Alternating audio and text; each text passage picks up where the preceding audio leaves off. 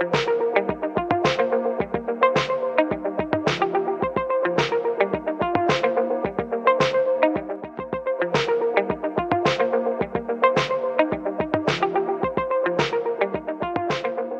vez más, les damos la más cordial bienvenida a todos que nos están acompañando esta tarde en la continuación del ciclo de literatura y por supuesto saludarlos en chino mandarín, tacha, hao. Hola a todos.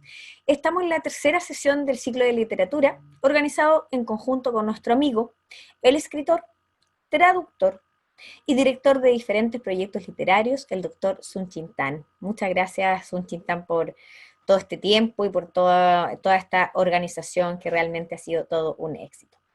Este ciclo seguiremos profundizando diversos aspectos de la literatura china, como los martes anteriores lo hicimos con el poeta Álvaro Nostroza cuando vimos la literatura clásica y la poesía moderna.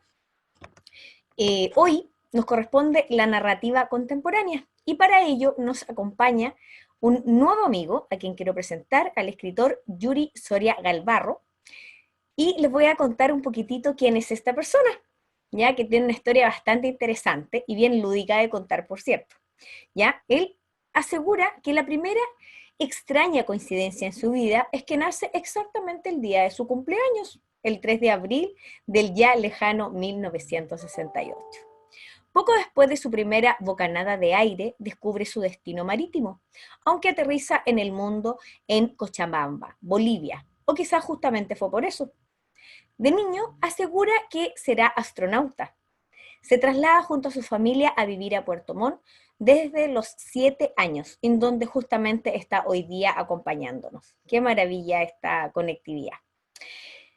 Damos un gran salto en el tiempo y ahora ya está en la Universidad de Concepción estudiando ingeniería, donde permanece yendo a clases de vez en cuando entre los años 1985 y 1987, pero debe dejar su carrera. Un par de años después ingresa a la Universidad Austral de Chile, donde egresa de Biología Marina. Hasta el año 2000 no escribe nada y asegura que hasta el 2016 nada que valga la pena mencionar.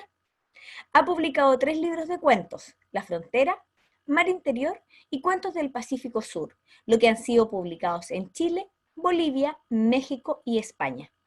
La novela El Perseguidor de la Luz, publicada en México y Chile, ganó el Premio Municipal Juego Literario Gabriela Mistral el año 2017. En el año 2010 ganó el concurso literario Fernando Saltiván con el libro inédito Sur en poesía, el que nunca se ha publicado. Este año fue beneficiario con la beca de creación literaria del Ministerio de Cultura por la novela de ciencia ficción El tiempo de silencio, obra que está en proceso.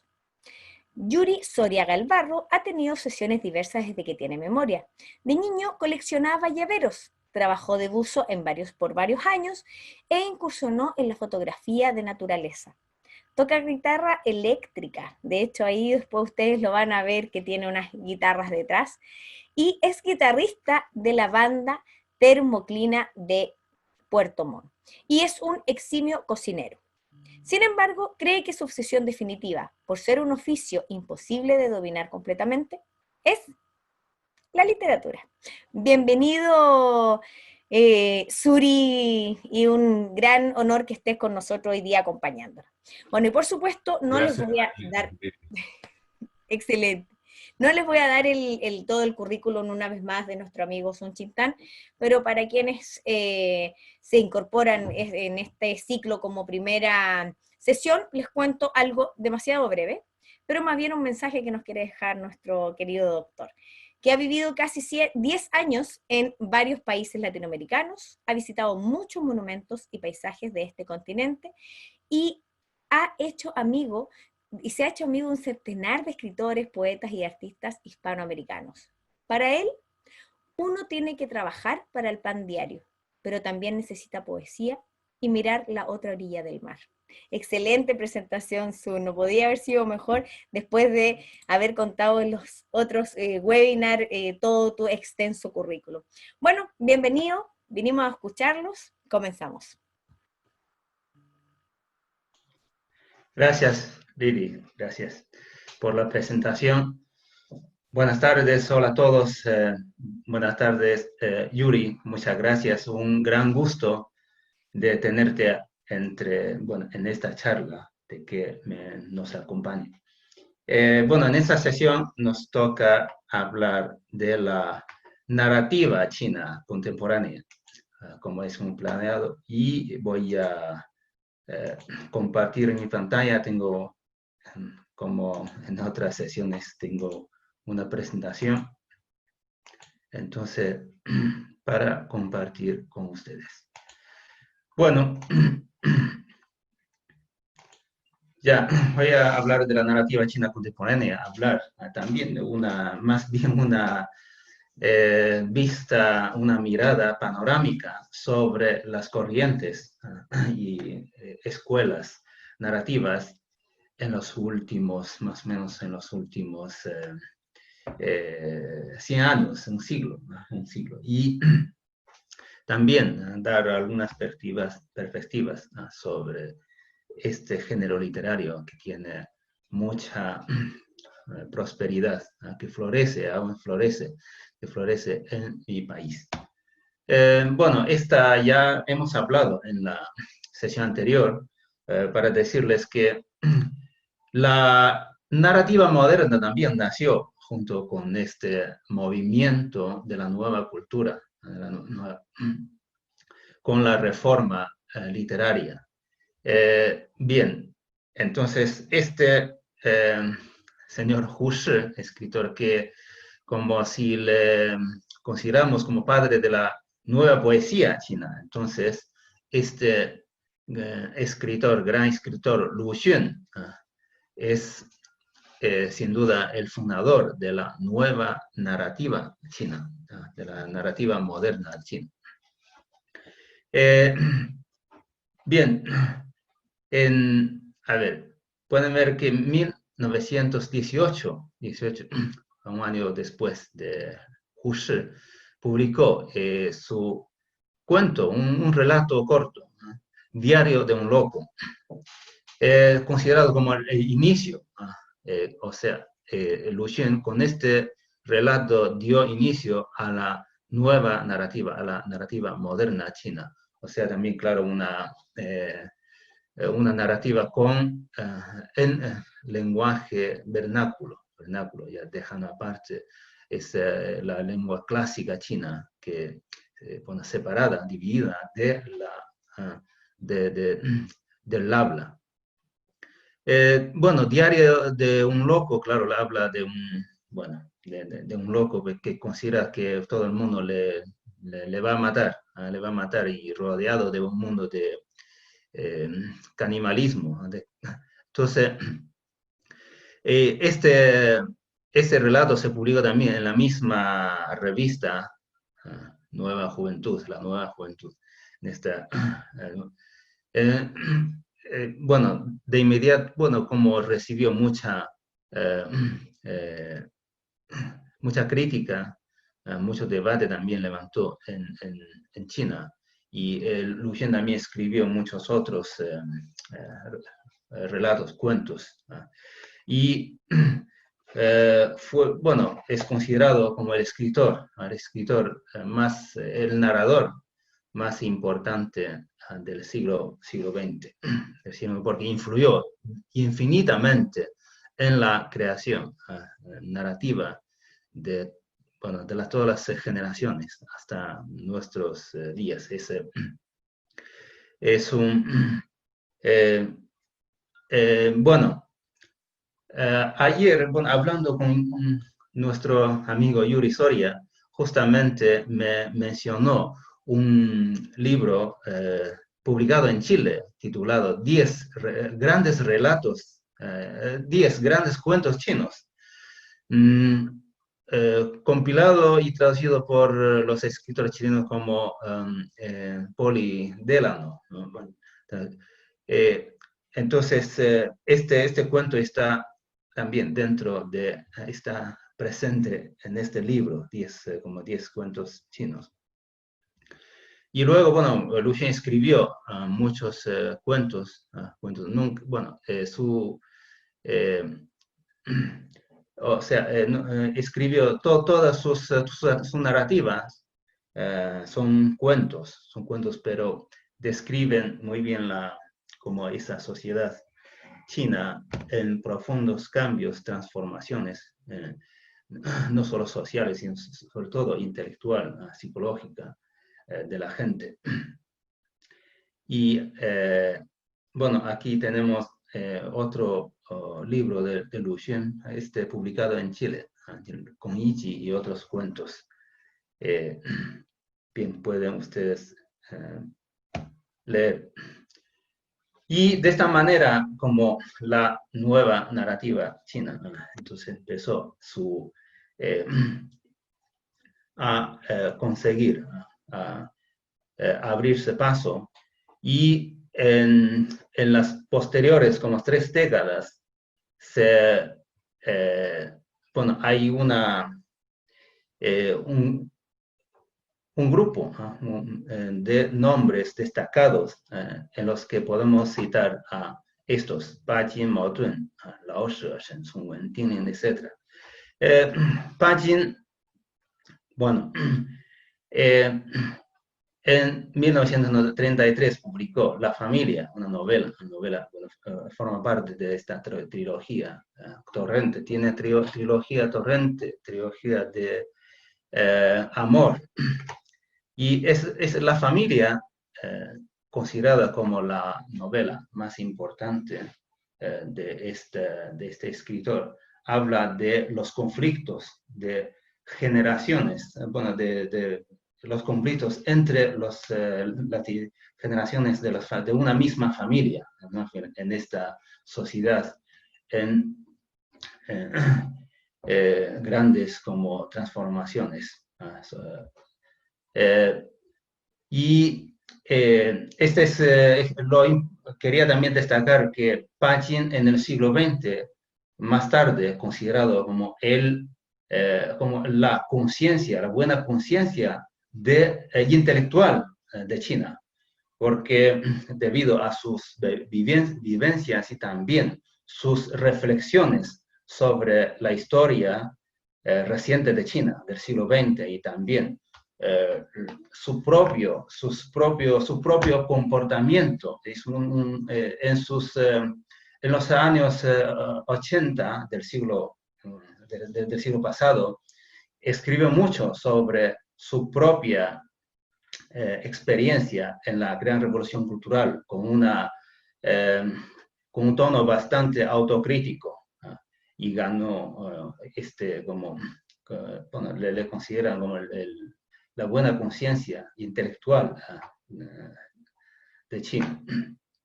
Y Mao Dun, bueno, el mismo año publicó Medianoche, que es un relato, una novela de realismo chino, que representa el realismo chino. Y concretamente hoy en día, el premio literario más importante, o sea, máximo premio literario chino, se lleva su nombre, Mao Dun, el premio Mao Dun. Justamente yo creo que por ese realismo, porque el realismo es la escuela más importante y también más reconocida por como se dice, por el Estado, por la ideología. Entonces, Mao Dun, y más tarde, sobre todo en los años, después de los años 50, se convirtió en ese realismo socialista. Y Lao She, también un escritor muy importante en esa época, publicó el camello Xiangzi, que también se traduce como un tirador de risa. Habla de un tirador de risa en Beijing, de su vida. Y casi todas las obras de Lao She tienen su escenario en la ciudad de Beijing. Describe de manera muy vívida la vida y los sentimientos de los personajes humildes de Beijing. Bueno, Shen Chongwen nació en el sur de China. Su obra más importante, la ciudad frontera, es, bueno, toda su obra está como llena de romanticismo y describe muy bien la vida, sobre todo la vida en el campo, y también con bastante humanismo, digamos, en su obra.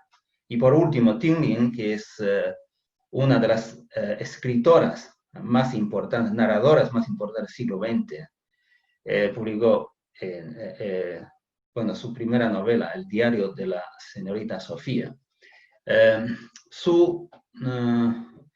Le consideran una escritora feminista, porque con esta novela, El diario de la señorita Sofía, llamó mucho la atención por su, bueno, marcado feminismo en esta novela. Bueno, tenemos que seguir y de esta manera vamos a hablar de la literatura china contemporánea a partir de los años 50. Igual esta división cronológica de la narrativa desde 1949, la fundación de la República Popular China, y vamos a enfocarnos en la producción narrativa en la China continental. Y esta producción narrativa generalmente se considera en dos fases de la fundación de la República Popular China hasta mediados de los años 70 y luego desde 1978 hasta la actualidad. Entonces, la literatura, cabe decir que la narrativa contemporánea en China desde 1949 no ha tenido un desarrollo con igual calidad o el mismo vigor en las dos fases, porque debido a la ideología de que el arte y la literatura deben servir a la política, servir al pueblo, eso ya hemos hablado, que una propuesta de Mao en 1942 en su intervención en el Congreso de Literatura y Arte, y más tarde se convirtió en el canon de la creación literaria. Entonces, en las primeras tres décadas, hasta como mediados de los años 70, cabe decir que en la narrativa regía una más o menos sequía en el mundo como narrativo chino. La narrativa como una piedra lanzada al mar sin que produjera mucha importancia, porque en esa época lo que se producía, lo que se publicaba era novelas narrativas del estilo socialista, del realismo socialista, pero muchas obras son no solo, bueno, son cantos, odas, son de la nueva China, de la nueva sociedad, del nuevo sistema. Bueno, tiene la etiqueta como de publicidad, publicidad política en muchos casos. Por eso, aquí me gustaría citar a este sinólogo alemán, Kubin, quien es investigador de la literatura china del siglo XX. Dijo una vez que la literatura china contemporánea es basura, dijo en una entrevista, y eso levantó mucha polémica en China, pero si aplicamos su criterio para la primera fase de la producción narrativa china, bueno, yo creo que tenía cierta razón, Pero sin embargo, en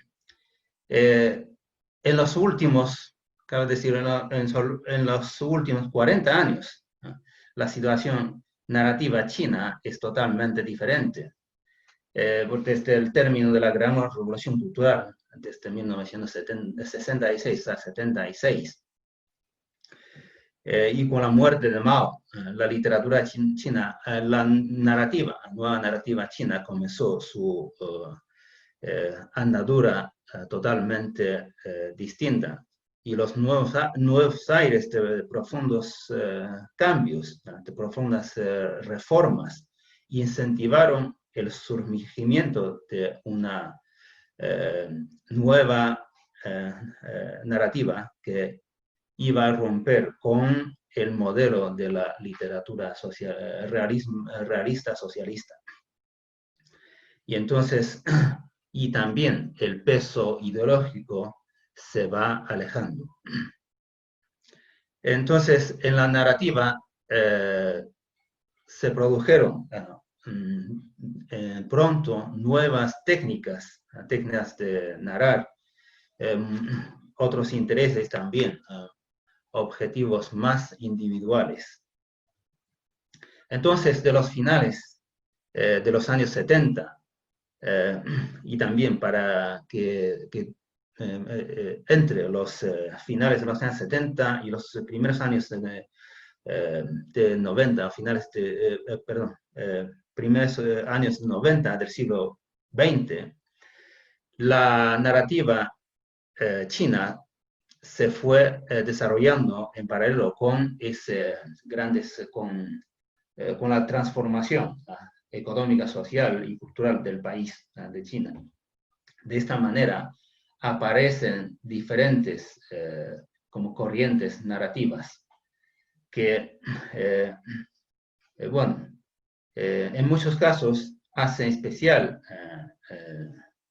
hincapié en las transformaciones, esa transformación social, política, económica que se han producido, se van produciéndose en China. Entonces, la primera producción o manifestación que dio un cambio muy importante a la narrativa china contemporánea se denominó literatura de cicatrices. Esta literatura, esta narrativa, se tomó el nombre con un cuento del escritor Lu Xinhua, quien en 1978 publicó un cuento titulado Las cicatrices. Y ese cuento, claro, levantó mucho, de inmediato produjo mucho eco entre los lectores y los escritores de su época. Muchos escritores, así que, empezaron a unir como a esta corriente literaria que coincidente o coetánea, mejor dicho, coetánea con los poetas de regreso que hemos hablado en la sesión anterior. Los poetas de regreso, poetas callados en la Revolución Cultural, entonces también empiezan a publicar, a escribir y publicar, como Ai Qing, que es el gran amigo de Pablo Neruda. También quería decir que de los poetas de regreso, Shao Yanxiang, el poeta Shao Yanxiang falleció la semana pasada. De esta manera, en este mundo, o en China, ya no vive ningún poeta de regreso. En la narrativa, entonces estos escritores, no voy a mencionar su nombre, entonces ya empiezan a escribir para, describir la liberación del espíritu de la gente y denunciar sobre todo los excesos sufridos por millones de personas durante la gran revolución cultural. Porque en esa gran revolución cultural que en realidad fue destrucción, los intelectuales, los escritores, los artistas sobre todo, se encontraban como víctimas. Bien, esos escritores abrieron el camino de la literatura de retrospección Bueno, ellos ahondaron en el reciente pasado de la China contemporánea, dirigiendo especialmente sus miradas críticas a las injusticias cometidas contra la condición humana. Entonces, no solo las revoluciones culturales, pero sino también en las fases como las campañas políticas. Antes de la Gran Revolución Cultural también había campaña política contra los derechistas, digamos, contra los derechas, y también la campaña de Cienflores, pues, bueno, que son campañas políticas. Bien, de esta manera ellos publicaron una narrativa de denuncia. Aquí tenemos una novela traducida al español del escritor Zhang Xianliang, que La mitad del hombre es la mujer. Esta novela tiene carácter autobiográfico porque el mismo autor fue enviado al desierto como derecha. Le tacharon de derecha y le enviaron al desierto para trabajo forzado durante casi 2 décadas. Entonces, es una novela sobre esta vida también, pero con mucha reflexión, ¿no? Sobre la época, y también una novela muy audaz, porque es como en la segunda mitad del siglo XX en China, fue la primera novela publicada en China que como tuvo el valor de hablar del sexo, de las relaciones sexuales en su obra, pero en aquel entonces aún era tabú en el campo artístico. Tenemos que seguir. Entonces, en la segunda mitad de la década de los 80, se dio a conocer una literatura más novedosa en el estilo y en las técnicas literarias, dando así, de esta manera, comienzo a la llamada narrativa, literatura en busca de raíces. Bien. En esa época, bueno, ya como casi una década después del fin de la Gran Revolución Cultural, China ya fue un país lanzado de lleno en las reformas y apertura. Entonces, que cambiaría por completo el panorama nacional. Y entonces China también en aquel entonces tenía un diálogo cada vez más abierto con el mundo al exterior. De esta manera se produjo esta corriente literaria. El nombre de esta corriente narrativa también vino de un escrito de Han Shaokun, que vino a Chile en 2015. Él en 1985 publicó un artículo titulado Las raíces de la literatura. Y este artículo encontró también con este se produjo un gran debate casi nacional entre los escritores y otros artistas. Bien. El principal objetivo de esta tendencia fue la búsqueda de las raíces de la literatura china en la cultura tradicional. bueno, porque la cultura tradicional ya había sido eclipsada durante muchos años por ejemplo, en la Gran Revolución Cultural y también en la época anterior, debido a las imposiciones ideológicas en el campo de la literatura. Cabe decir que fue un intento de emparentar la tradición con la modernidad, una búsqueda de los valores espirituales en las manifestaciones culturales antiguas. Entonces, de esta manera, muchas obras de esta tendencia solían desarrollarse en tiempos lejanos, ¿no? O también en territorios apartados. Claro, donde existe como la esencia de la cultura tradicional china. Aquí esta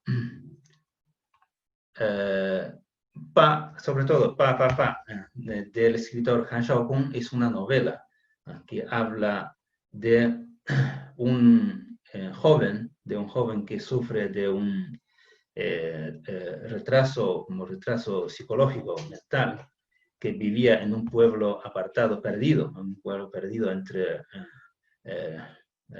las montañas del sur, pero en una aldea, pero esta aldea que guarda, mantiene muchos valores tradicionales, y como esa gente, la gente del pueblo, se protegía, defendía a este niño, y también como defendía a su propio destino, el propio destino de este pueblo.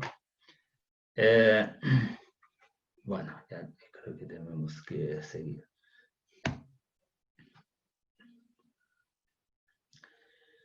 Entonces, ya para casi finales de los años 80 hasta mediados de los años 90 del siglo pasado, se produjo esta novela de vanguardia,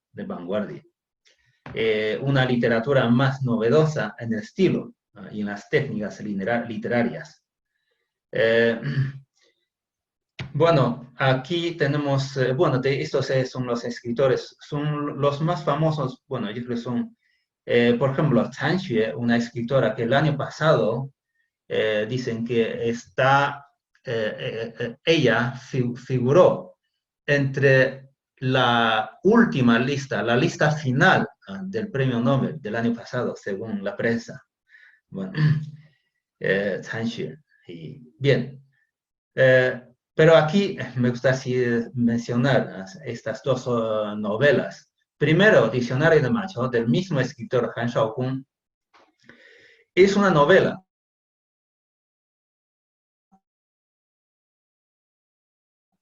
Diccionario de Macho es una novela estructurada en diccionario, con 109 como entradas.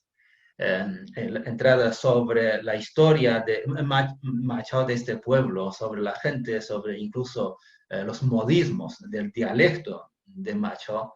Habla como este universo de Macho, que también un pueblo como sumergido en la historia y en las tradiciones chinas. Pero la forma de narrar de esta novela es bastante como peculiar en esta estructura de diccionario. Macho es un pueblo, es nombre ficticio de un pueblo, pero el mismo escritor vivió en esa región más de 10 años en la época de Revolución Cultural también, y entonces narra de esta China profunda, pero con una técnica bastante novedosa. Y la otra novela del escritor Yu Hua, entonces, Vivir, una de las más leídas, cabe decir, una de las novelas más leídas de China, porque sigue, se publicó en 90, no me acuerdo del año, el 90, de los años 90, los primeros años 90, pero hoy en día sigue con una reimpresión anual de 300.000, 400.000 ejemplares al año. También adaptada al cine, el famoso escritor Zhang Yimou lo adaptó a la gran pantalla. Bueno, esa con una técnica también novedosa, pero habla más bien de una vivir, de un señor como vivió casi medio siglo de esa China, cómo lograr esa como vivencia, esa vida tan difícil. Bueno, una novela ampliamente recomendable. Y hasta los años 90. Entonces,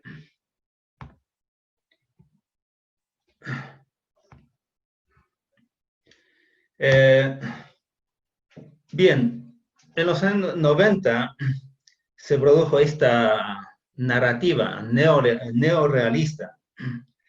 Esta tendencia consiguió abrirse paso en un panorama literario cada vez más diverso, prolífico y maduro. Esta tendencia, esta corriente como fijó su mirada en la realidad de la sociedad china contemporánea, en pequeñas historias de la gente común, corriente, en el día a día de personajes que se debaten en una existencia cotidiana transitada en dificultades, contradicciones, anhelos y soledades. En medio, sobre todo en medio de las grandes ciudades, de las ciudades chinas. Bueno, son estos escritores que tienen, que como considerados los representantes de esta tendencia. Por ejemplo, la escritora Fan Fan, que este año tuvo bastante polémica en China por publicar su Diario de Wuhan, y una novela también recién publicada en Chile. En Chile, La voz que permanece, recién publicada en Chile, su novela. Aquí tenemos, bueno, dos. Corriendo por Beijing es de Xu Dechen, un escritor relativamente joven, pero una novela muy interesante. Habla de la gente, o sea, del submundo de Beijing, del subsuelo de Beijing, porque la gente habla de la gente más humilde que vivía en esta gran ciudad que es Beijing, como vendedores de, bueno, los personajes protagonistas, vendedores pirata y también los prostitutas, etc.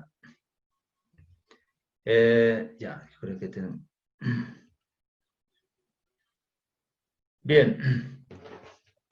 Y en los años 90 también se produjo, 90 del siglo pasado, muchos escritores chinos, entonces, se publicaron esas obras de temas históricos. Entonces, creando un gran número de obras de esta llamada nueva novela histórica. Bueno, estos escritores, Liu Zhenyuan, bueno, eso ya sabemos. Esta tendencia, no como, en vez de relatar francamente los acontecimientos históricos con grandes nombres de la historia, sino es que fijan, estas obras prestan más atención al destino de los personajes y las familias familias comunes, de personas comunes y corrientes, en un contexto histórico determinado. Entonces, por ejemplo, en esta novela, De regreso a 1942, ¿por qué 1942? Es que en este año, en el centro de China, se produjo una gran hambruna en la que murieron 3 millones de habitantes, murieron de hambre. Entonces, en vez de hablar de ese gran aburrimiento con las, por ejemplo, el entonces presidente chino, Chiang Kai-shek, sino el escritor habla de cómo la gente vivía común y corriente su propio pueblo. Él regresó como a su propio pueblo, aldea, para indagar esta gran hambruna y cómo vivía, para saber cómo vivía esa gente, su propio pueblo, su abuela, sus primos, sus tíos, etc. El comienzo de esta novela muy interesante porque el autor, bueno, dice que el autor, entre comillas, pregunta a su abuela, abuela, ¿podrías contarme o sea, lo que vivió en esa gran hambruna? Pero la abuela le dice, pero ¿de qué hambruna? ¿De qué año me estás hablando? O sea, en la historia reciente, o en el siglo XX en China, estas grandes calamidades se han producido repetidamente en el país.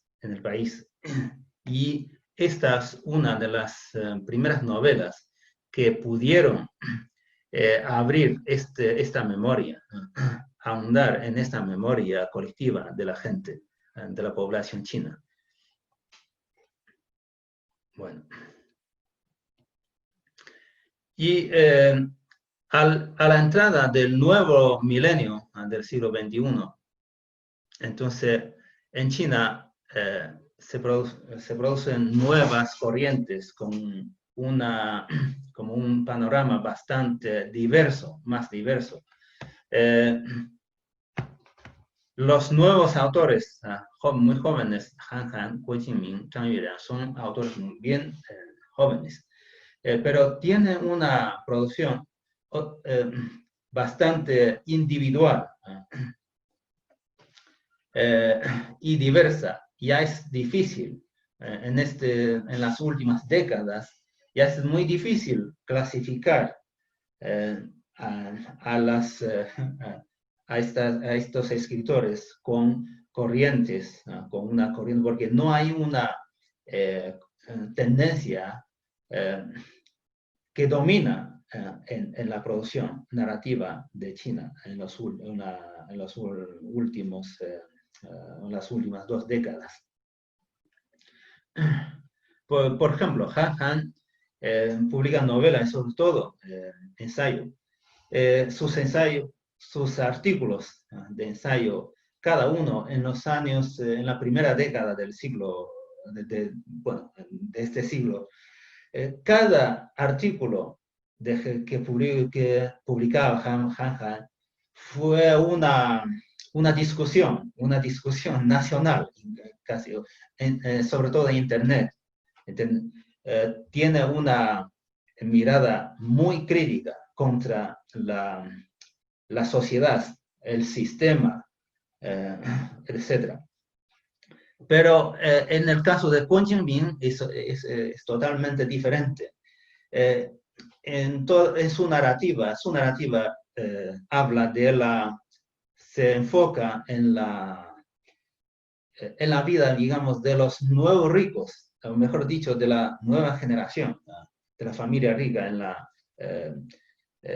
las grandes ciudades de cómo esa gente vive en un mundo de lujos, de lujos con grandes marcas comerciales del mundo.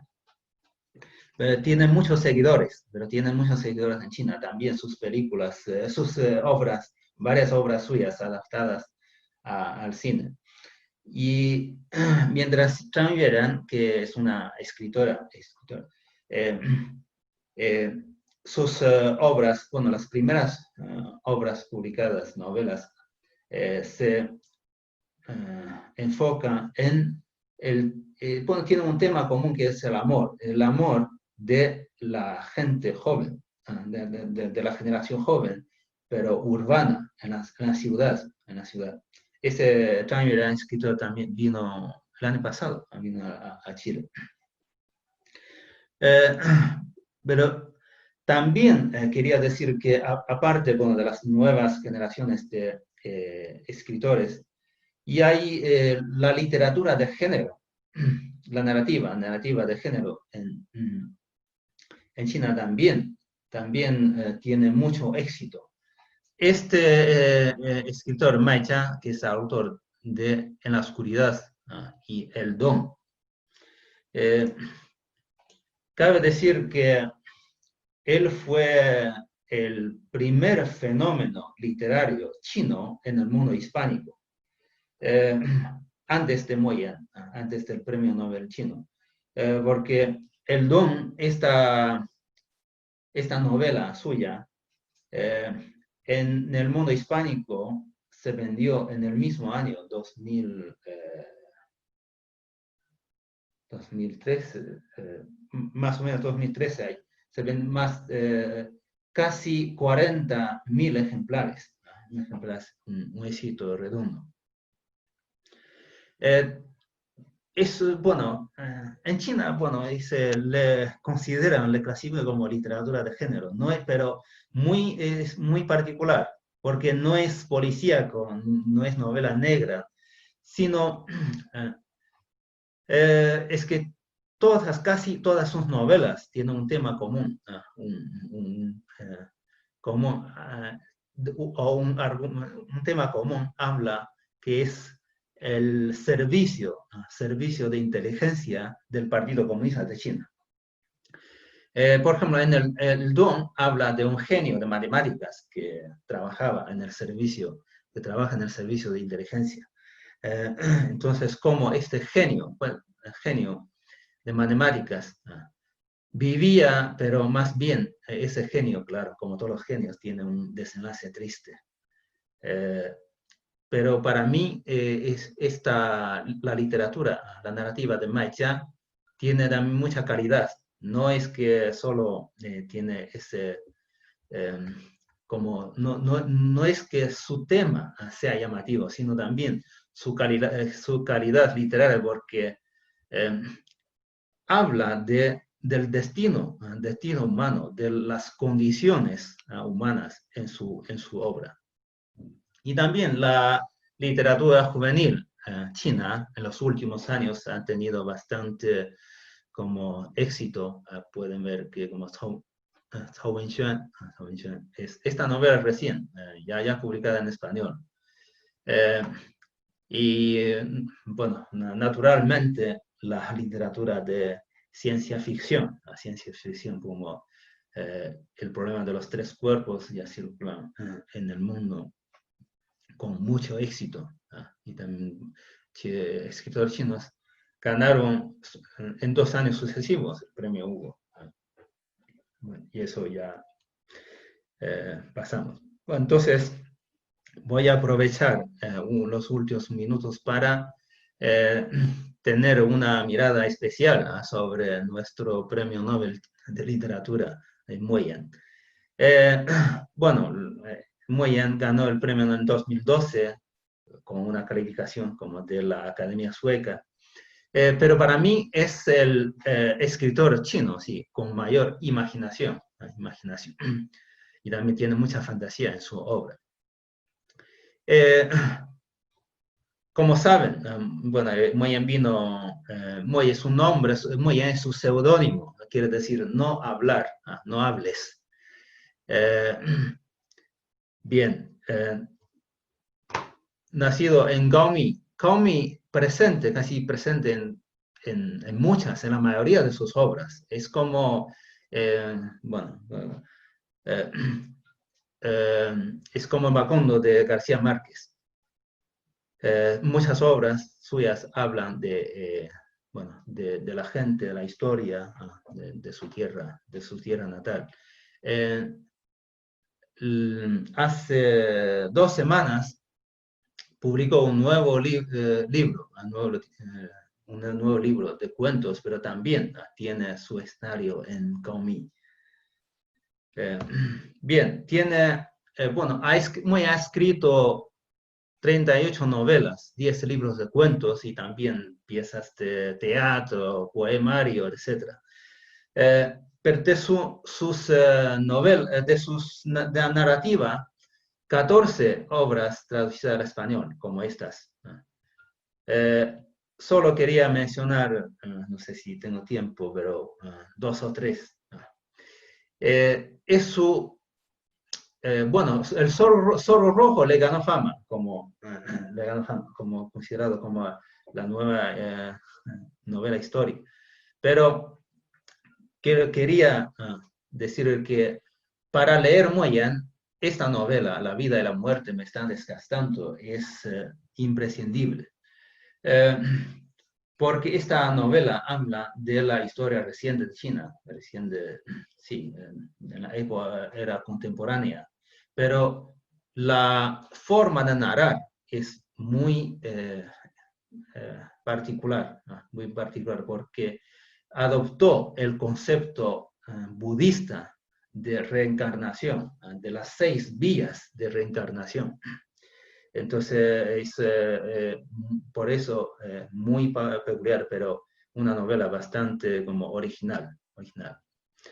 Y cambios también merecen mucho la lectura porque es una novela corta, muy corta, pero sí habla de los cambios que se han producido en China en los últimos 40 años.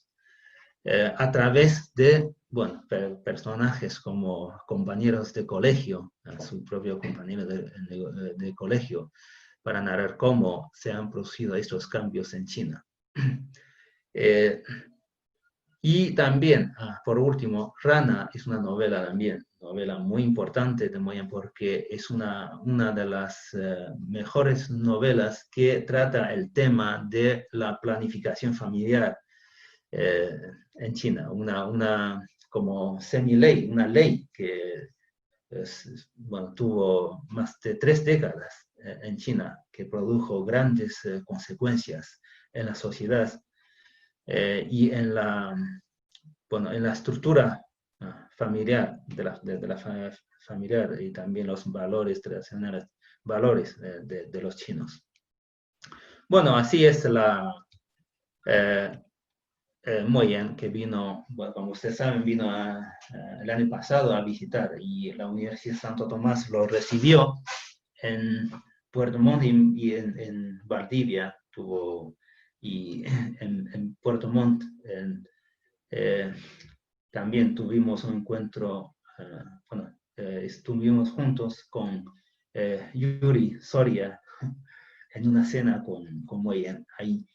Bueno, cabe decir que con todo esto muy breve, de manera muy resumida, hemos hablado de la narrativa china.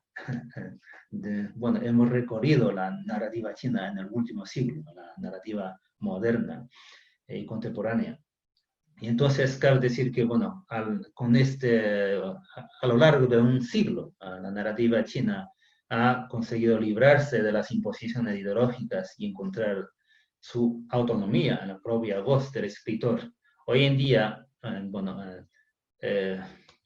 ya existen bueno, existen muchísimas como escuelas,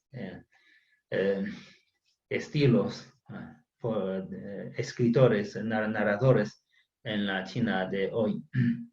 Y escriben, publican, bueno, sus obras así sin ninguna atadura ideológica. Y también quería decir que actualmente la narrativa china disfruta de gran prosperidad. Eh, en los últimos 3 años, a una cifra promedia de 9.000 nuevos títulos de novela al año. Eso, las variedades de voces y pluralidades de estilos estéticas, así. Eh, Bien, y también es un punto importante es que la narrativa china eh, tiene una interacción y presencia en el mundo cada vez más como presencia visible y más traducción. Traducción al español cada vez también, hay cada vez más obras traducidas al español, como, sí, obras de Maya, de Moyan, de Liu Cixin, empiezan a llamar la atención a los lectores hispanohablantes. Y por último, en China también existe una proliferación de la ciberliteratura, sobre todo cibernarrativa. Es un fenómeno chino, un fenómeno único en el mundo. Y en la próxima sesión voy a tratar específicamente de este tema que solo existe en China. Bueno, así con esto termino mi exposición de hoy. Muchas gracias por su atención, por su compañía. Gracias. Gracias a ti, doctor. De verdad que ir aprendiendo en estas 3 sesiones que llevamos es invaluable todo lo que nos ha aportado, toda la experiencia desde lo que tú has vivido y además desde todo el camino recorrido. Hay varias preguntas, pero antes de comenzar con la ronda de preguntas, justamente para poder abrir esta sesión, además de agradecerte la clara exposición, de recordar la visita del Premio Nobel de Literatura Moyen, que realmente nos produjo a mucha gente un sentimiento súper profundo, sobre todo cuando uno tuvo el privilegio de poder hablar detallitos, cosas pequeñitas con él, por el poco tiempo, digamos, que él tenía, que nos haya dejado tanta enseñanza. Por ejemplo, yo recuerdo que estaba con su hija y de pronto le pregunté, en una conversación, él me decía que me dio a conocer la importancia de la humildad. Y justamente decía que él a sus hijas, una de las cosas principales que les pidió siempre es que cuando él empezó a ser famoso, siempre debían ser humildes. Pero cuando ganó el premio de literatura, el premio Nobel de Literatura, él les dijo, ahora es el momento de ser más humildes aún. O sea, siempre le inculcó la fama, o sea, la humildad frente a la fama. Entonces, pequeños detallitos así son esas cosas que a uno le quedan y que nunca olvida. Pero bueno, para conversar hay bastante y hoy día nos acompaña nuestro escritor Yuri Soria, a quien queremos preguntarle su opinión de la influencia de la literatura latinoamericana en China. Bueno, gracias, Yuri.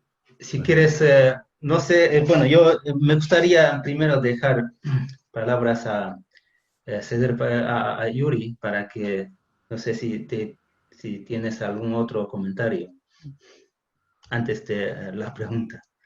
Sí, bueno, muchas gracias por la invitación, en primer término a Zoom, a Lilian, a Carola, que aunque no se ve, está detrás de la virtualidad para que esto funcione.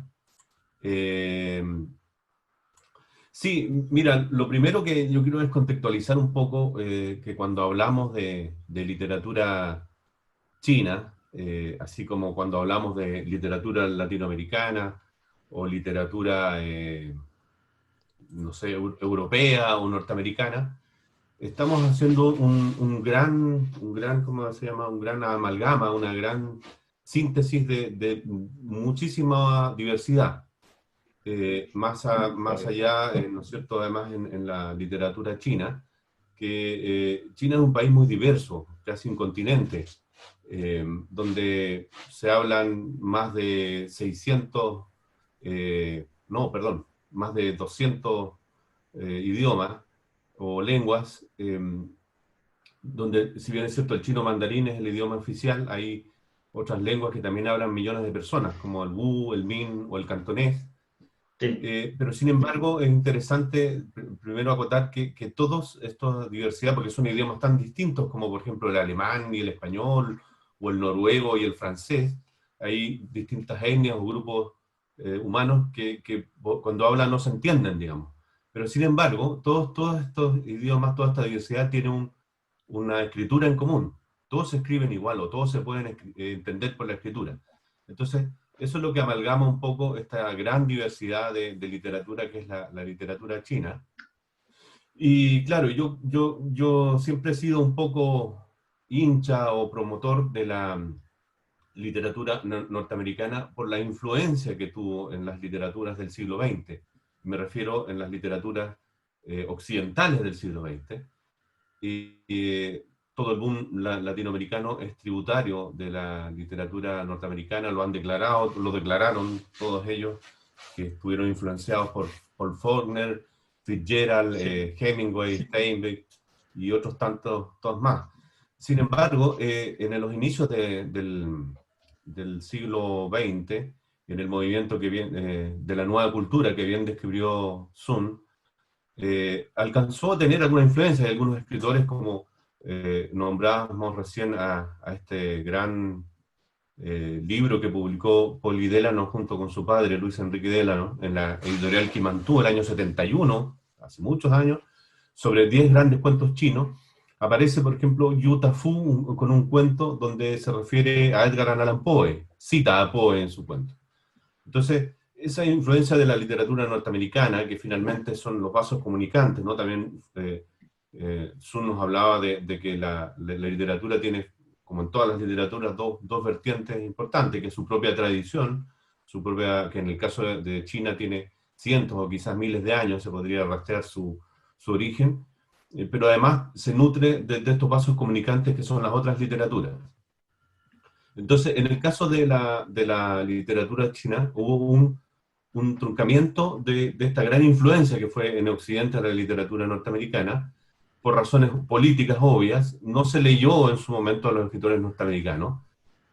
Sin embargo, y eso es muy interesante destacar, que la literatura latinoamericana sí tuvo mucha influencia, entre ellos escritores como Borges, García Márquez, son fundacionales, realmente influyeron en escritores chinos. Hemos tenido la suerte en los últimos años de conocer a muchos escritores chinos y varios de ellos tienen libros homenajes a Borges, conocen muy bien de literatura latinoamericana. Borges, que seguramente tuvo buenísimas traducciones al chino, como grandes traducciones, como gran escritor que fue.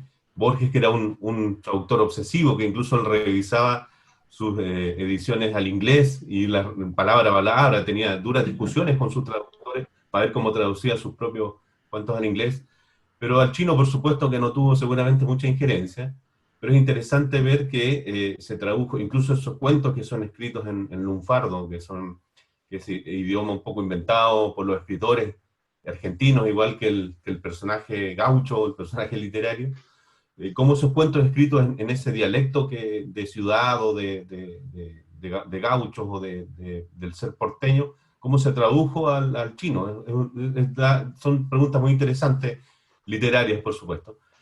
Entonces, toda esta literatura latinoamericana, que también quiero destacar, por ejemplo, que más allá de la honorabilidad y buena educación de los escritores chinos, que por supuesto que la tienen, que cuando vienen a Chile y hablan de escritores chilenos como por ejemplo Roberto Bolaño y José Donoso, es porque también los conocieron y los leyeron, no es solo por declarar algo de buena educación. Son escritores que fueron traducidos y fueron leídos. Aún todavía hoy hay un gran interés por traducciones de otros integrantes del boom, como por ejemplo Onetti, Rulfo, Cortázar, que quizás en su momento no fueron traducidos tan ampliamente, pero hoy día hay mucho interés en esa literatura.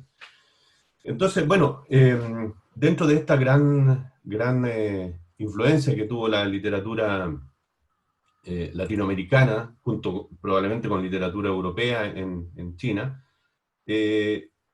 de alguna forma estamos en deuda, ¿no es cierto? Los escritores latinoamericanos estamos en deuda por conocer un poco más de la gran literatura china, de todo este movimiento de la nueva cultura, como nombraba Sun, después por la novela vanguardia, la narrativa neorrealista. Se puede establecer símiles interesantes ahí entre el realismo sucio y la narrativa neorrealista, que son ya novelas, o sea, corrientes de fines del siglo XX, como la nueva novela histórica también que nos nombró, y las nuevas corrientes del siglo XXI, que ya están en esta etapa de apertura y de mayor comunicación de literatura, pero gracias justamente a este boom o, digamos, florecimiento de la economía de China, ha habido esta ofensiva cultural que se agradece para conocer, y traducciones, digamos, de libros chinos que eran inencontrables en español, donde hemos ido conociendo por ejemplo, a escritores como Mo Yan, premio Nobel, con quien contaba Sun, tuvimos el honor de tener acá en Puerto Montt, en el Teatro Diego Rivera, y además después pude cenar con él y conversar y conocerle en su grandeza y su sencillez. Pero también hemos ido leyendo a muchos otros escritores, como por ejemplo Yu Hua o Mai Ya, que también lo nombró Sun, que es el gran autor de libros de estos medio inclasificables, como de novela negra, decía él, pero que son como hablan de los servicios secretos chinos y de toda esa historia. E incluso es alguien a quien probablemente este año, si no hubiera sido un año tan atípico, hubiéramos podido invitar a la Feria del Libro de Puerto Montt. Teníamos la secreta intención de poder traer a Mai Ya o a Cixin Liu también con Se lo voy a transmitir tu invitación, Yuri, así. Sí, vamos a correr todo para el 2021, porque el 2020 fue un año para olvidar, ¿eh? Pero este año habíamos hecho algunos contactos con Zoom para poder traer a Mai Ya y Cixin Liu, con este fabuloso libro de ciencia ficción del problema de los tres cuerpos, que es un gran libro, que es interesante porque además nos saca del paradigma de la literatura de ciencia ficción, porque como todo libro de ciencia ficción habla de viajes en el tiempo, de extraterrestres, de cosas así, pero donde los extraterrestres no llegan a Nueva York, sino que llegan a China. Eso ya es un gran avance, que probablemente es más cercano a la realidad, si es que alguna vez nos visitan los extraterrestres.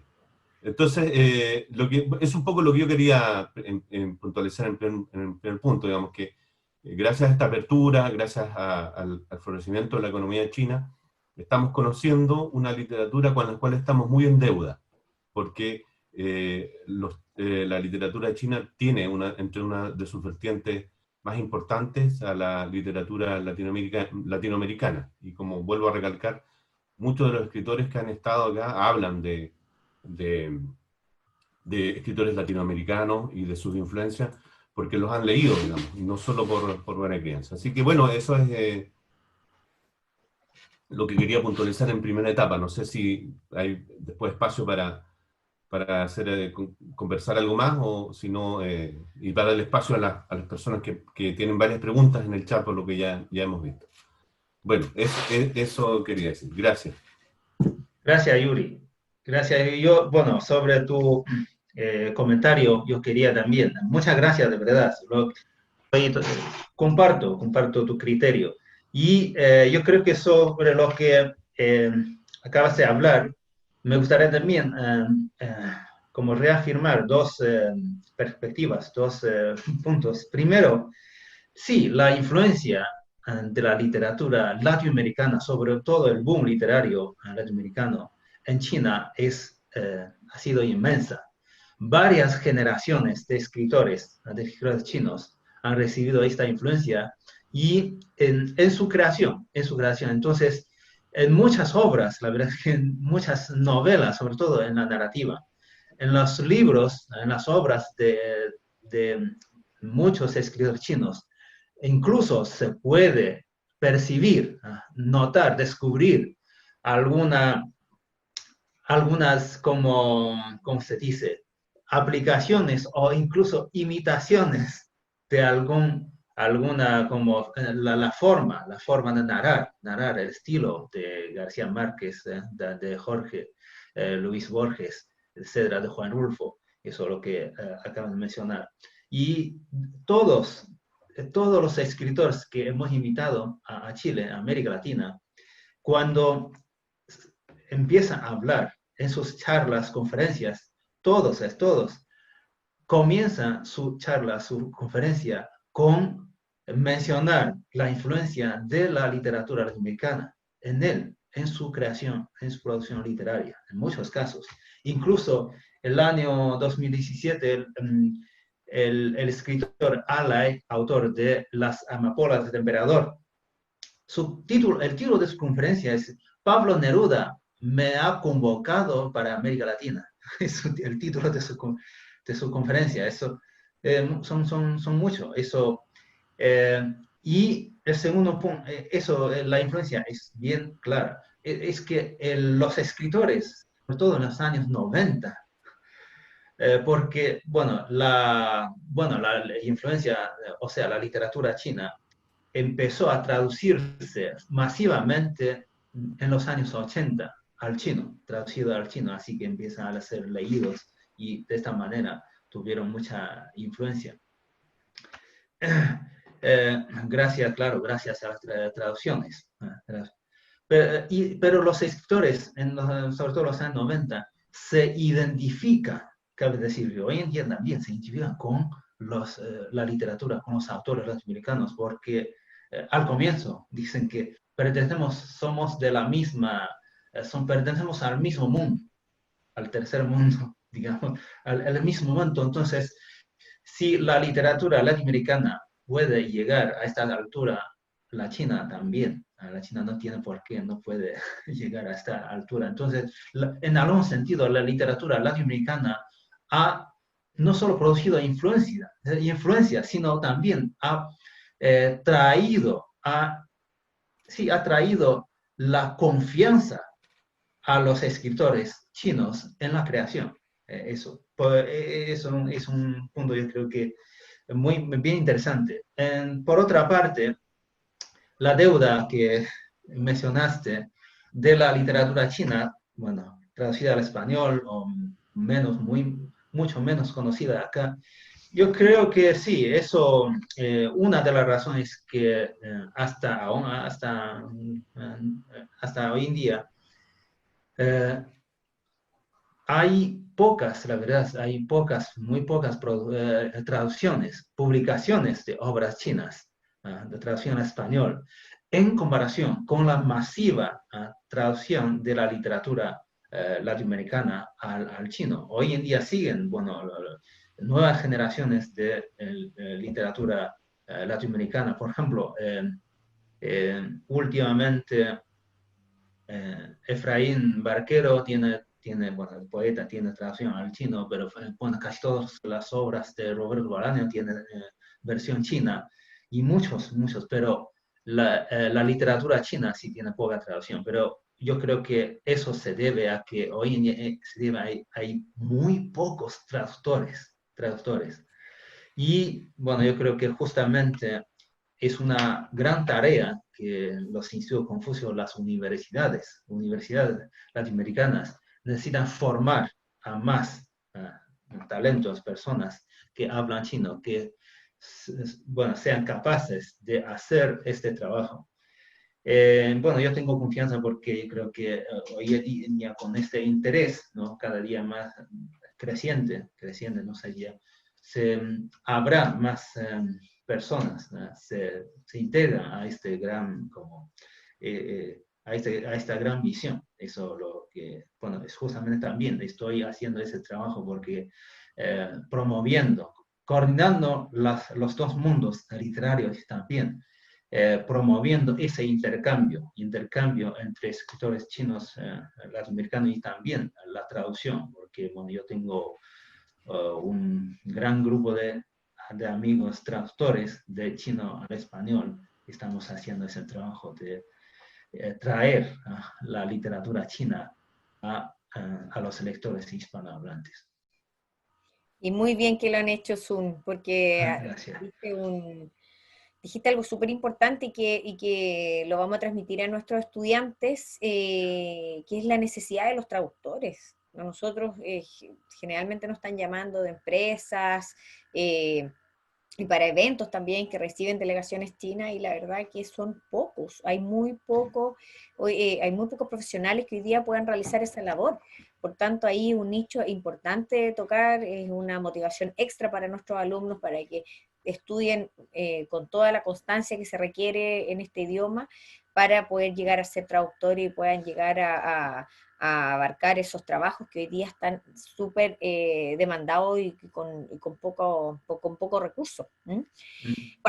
Bueno, aquí tenemos una consulta. Gracias, Yuri, también por un comentario muy, muy asertivo, todo lo que nos comentaste, y claro, y con ganas de seguir compartiendo, así que por favor, cualquier comentario que quieras hacer o añadir, inclusive a las preguntas, encantados de escucharte. Mira, aquí una amiga tuya, de México, Radina. Muchas gracias, Radina. Ya, sí, sí. Ella felicita por su gran traductora también, doctora en estudios chinos. Sí, hemos tenido la hemos visto ahí con traducción simultánea. Ella dice, ¿cuál, según usted, es la corriente que ha dado mejores frutos en términos de calidad literaria? Esa es la primera pregunta. ¿Se la hago las 3 al tiro o después le hago la siguiente? Y también la siguiente, ok. Ya, perfecto. Entonces, ¿cuál, según usted, es la corriente que ha dado mejores frutos en términos de calidad literaria? Listo. Otra dice, si hay un cuento o una novela de los años 80 que ha tenido una decisiva relevancia e influencia para el desarrollo posterior de la narrativa china, ¿cuál, según usted, será? Y después dice, ahora ya quiere saber un poquito más de su amigo, y dice, personalmente, ¿cuál es su autor favorito? La verdad, son preguntas difíciles. ¿Cuál corriente que ha tenido como mejor calidad? En los años 80, sí, hubo varias como corrientes que cuando ya hemos mencionado.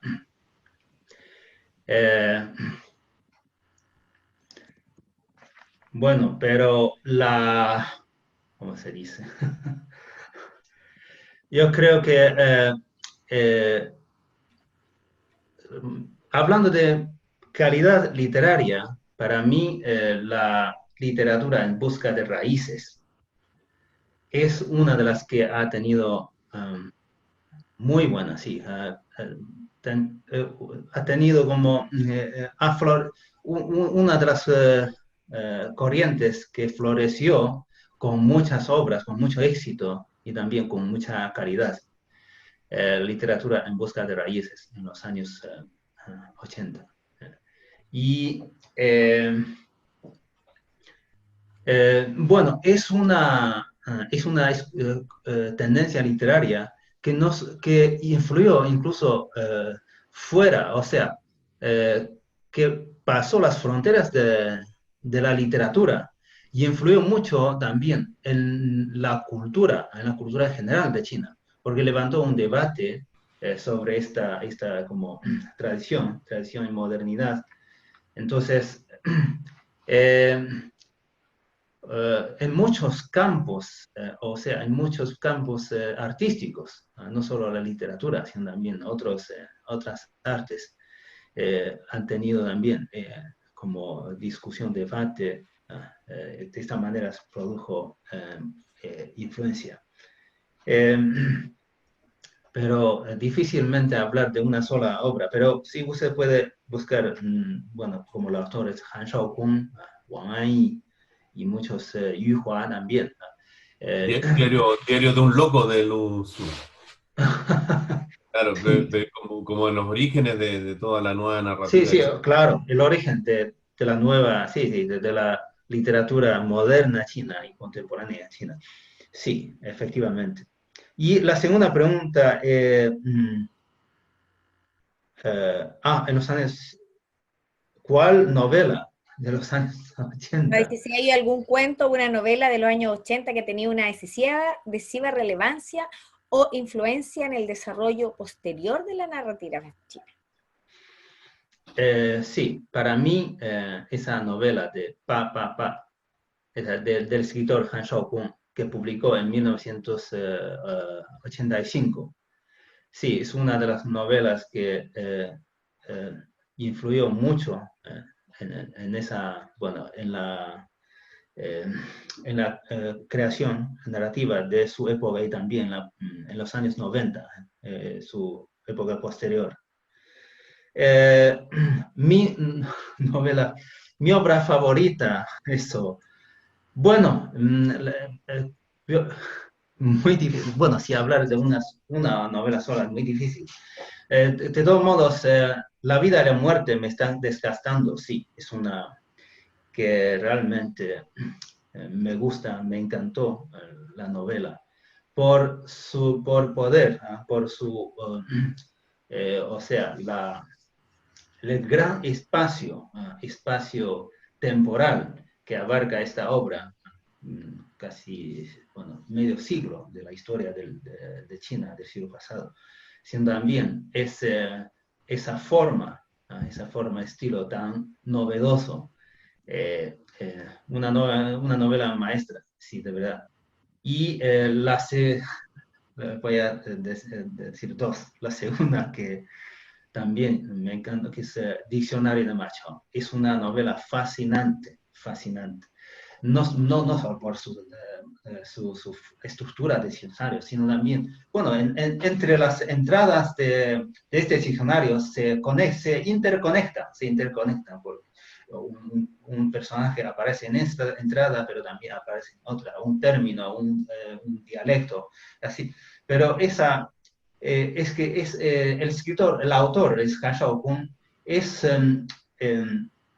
es un pensador también, es un pensador, en algún sentido para mí es filosófico.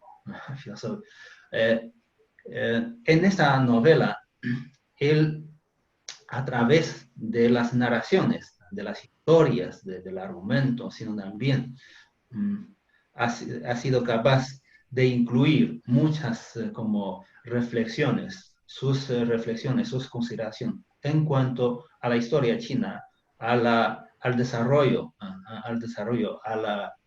y a la contemporaneidad, a la sociedad, como, bueno, eso, todas sus reflexiones. Las reflexiones son igualmente muy importantes, muy valiosas. Gracias. Perfecto. Yo creo que estaríamos con unas 2 preguntas más. Dice, los mencionados, voy a leer algunas que son de respuesta corta. Dice, los mencionados autores, ¿serían escritores viviendo dentro de China o en otros países?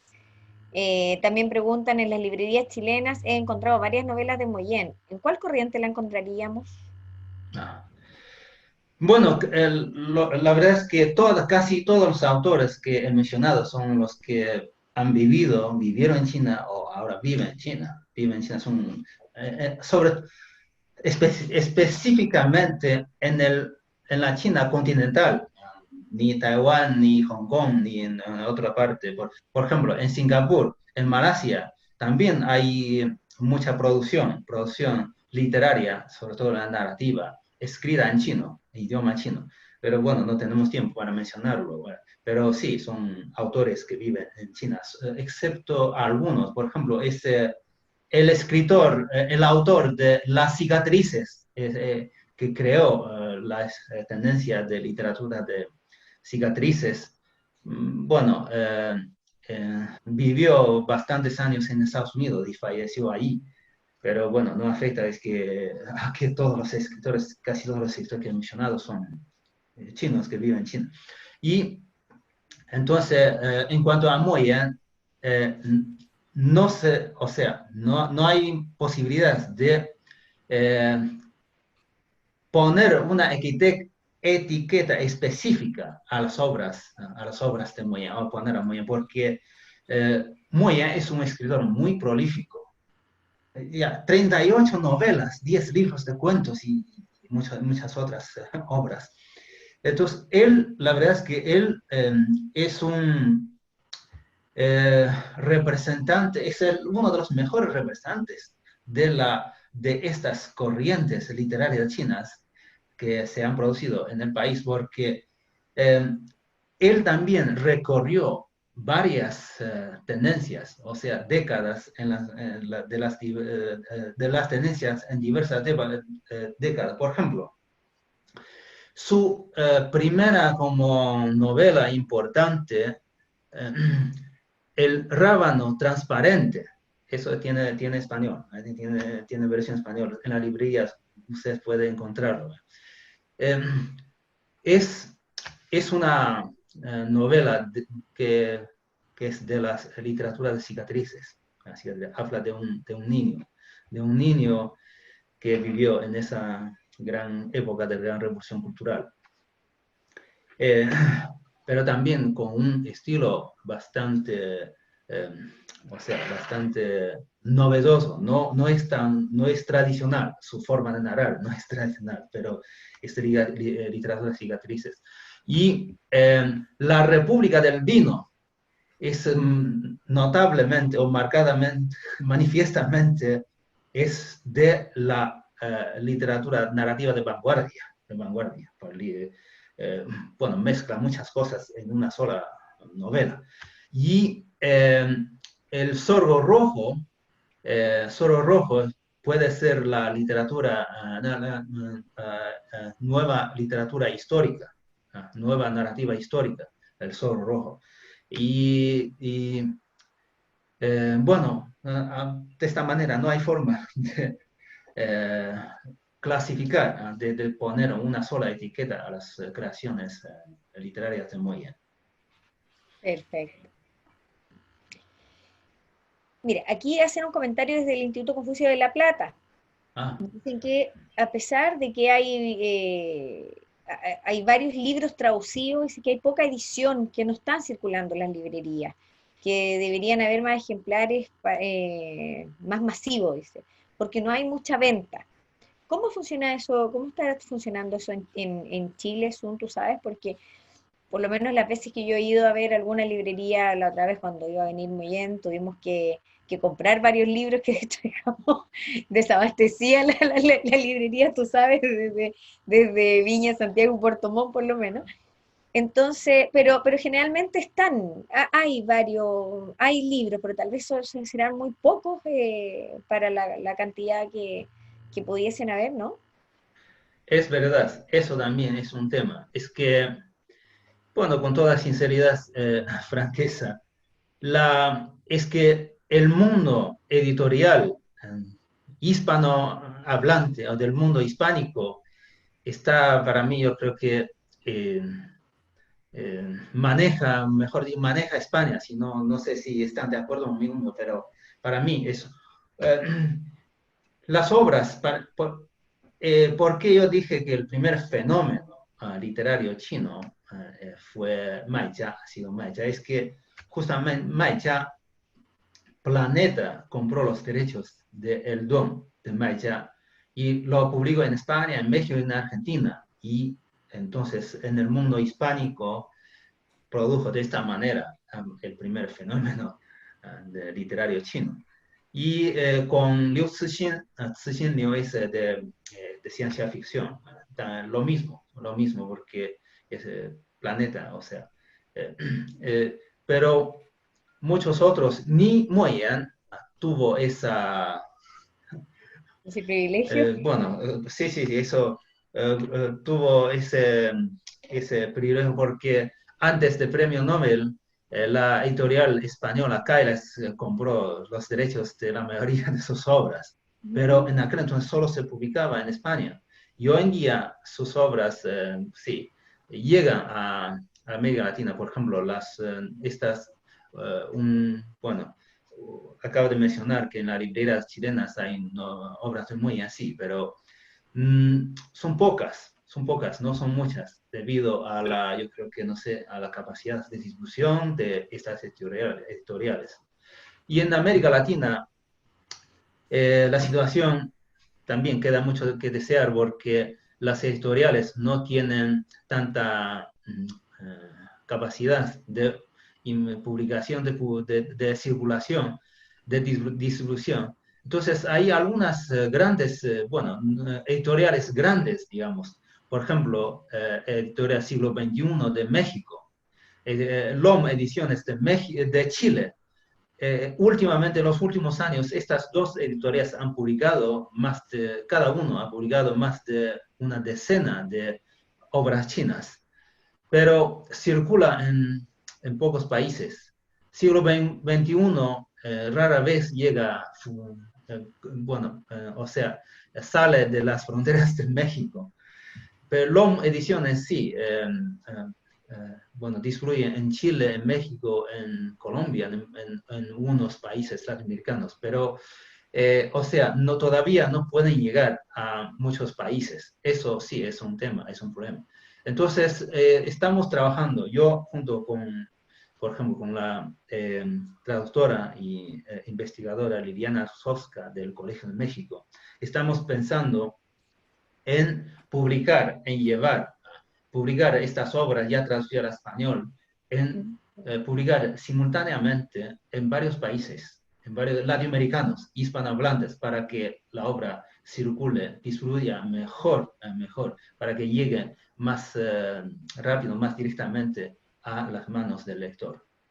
Fantástico sería. Bueno, y no hay que olvidar también el libro digital, porque gran parte de la obra que tú comentas de Moyán y que está difícil de encontrar, incluso estaba difícil cuando vino a Chile y todos queríamos tener un libro autografiado por Moyán, pero sí, en digital está, y casi todos los escritores chinos que tú mencionaste, bueno, sobre todo los más nuevos, se encuentra su obra en digital, el libro, yo soy hincha del libro digital, y uno puede encontrar, incluso, por ejemplo, los libros de LOM también se encuentran en la biblioteca pública digital, uno puede acceder a ellos y te los prestan digitalmente para leerlo. O sea, no olviden el libro digital, gran parte de los que tú nombraste, incluso los libros más antiguos se encuentran, incluso hablábamos, por ejemplo, del libro de Poli Délano y de su padre Luis Enrique Délano, sobre los 10 grandes cuentos chinos, también hay una edición en memoria chilena que se puede descargar, que está el libro en PDF. Sí, gracias, Yuri. Aunque hay tantos que prefieren tenerlo ahí, verlo, tocarlo, pero es verdad, cada vez es más cómodo, más fácil y está allí más accesible, hasta cuando uno está ya, ese libro como de cabecera ya ni siquiera necesita luz con tanta tecnología, luz adicional. Oye, terminamos con esta pregunta, la última, que también ahí podrían responderla ambos en algunos aspectos, donde dice, muy buena la presentación, dice muy bueno, que le gustó mucho a esta persona a Pablo Testa, cuando dice que cuando hiciste referencia a Borges, dice, pensó enseguida en el jardín de los senderos que se bifurcan. Dice, ¿hay autores borgianos o clásicos en China o algo que se le parezca? La pregunta, Lili, si hay ¿podría autores repetir? borgianos, si hay autores con el estilo de Borges en China, con este estilo, no sé si sea como Borges borgiano.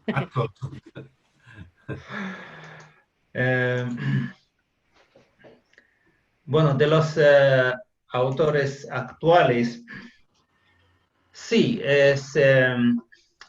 hay autores chinos que tienen esa similitud o ese estilo borgiano. Por ejemplo, aún no tiene traducción al español. Un narrador joven se llama Shuang Xuetao. Lamentablemente todavía no tiene traducción al español. Sí, yo he pensado en los próximos años en buscar la manera como llevarla al mundo hispánico. Muy buen escritor, joven, unos 40 años, o menos de 40 años. Pero sí, eso es su estilo. Sí, tiene alguna similitud con Borges. Pero Borges sí, tiene muchos seguidores en China. Por ejemplo, Mai Jia, el autor del Dong, es un fanático de Borges. ¿Y alguno que tenga el estilo más o menos de Borges, algún autor chino? Sí, ese Shuang Xue Tao, que Ok. no tiene traducción al español, lamentablemente. Bueno, pero podemos, cuando mandemos cuando publiquemos esta presentación, podemos ir, Sí, mandarle ese dato y además mandar varias preguntas, responder varias preguntas que tenemos, pero ya van a ser Algo, vamos cerca de las horas. Diga. es algo que le encantaría a Borges, que un escritor borgiano no tenga traducción al español. Es muy borgiano. Bueno, y también nos comenta bueno, nuestra querida amiga Andrea Papir de Instituto Confucio de La Plata, dice que, pucha, felicitarte de nuevo por el tremendo trabajo que tú haces con las traducciones, dice, pero lamentablemente en Argentina, por lo menos hace años, la edición ha disminuido mucho la edición y la venta de los libros, o sea, no hay libros de escritores chinos prácticamente en las librerías, así que lo encuentro increíble porque tendrían una súper buena venta. Eso, bueno, agradecerle al escritor gracias, Andrea. Sí. José Quintán por esta presentación. Nos vemos el próximo martes. Muchas gracias a todos y bueno, seguimos aquí. Vamos a guardar, como les decíamos, las preguntas para poder retomarlas o bien mandárselas a cada persona que la está haciendo. Muchas gracias.